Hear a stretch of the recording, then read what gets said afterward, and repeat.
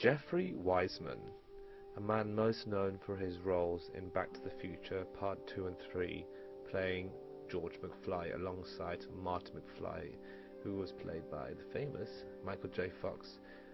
Amongst his many talents, he goes around the world trying to promote the films to his fan base that still exists, and to help try and find a cure for the Michael J. Fox Parkinson's Disease Foundation. He's a leader and inspiration to millions around the world, and today he's a teacher to provide people who are trying to get into the industry with his great wealth of knowledge. And now we present Jeffrey Weisman.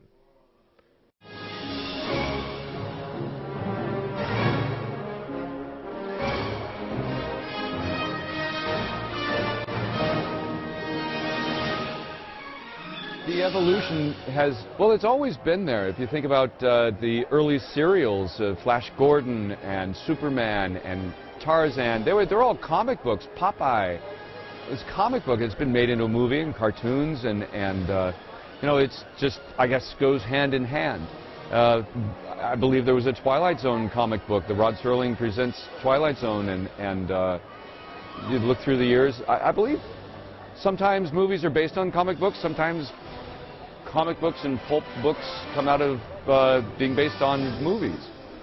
The first Back to the Future movie was the highest grossing film of 1985, and if you remember at the end of the film it said "to be continued." The producers said that was a joke.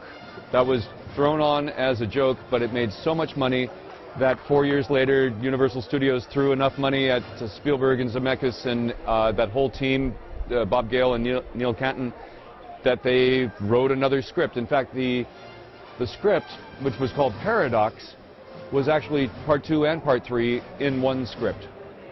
The fantasy and the patience that they've had to see the regenerations into great special effects and making those fantasies and visions so much more real and so much more potent. As you mentioned, watching Dark Knight was a thrill ride, and the comic book was very thrilling, and that film is very much like the comic book.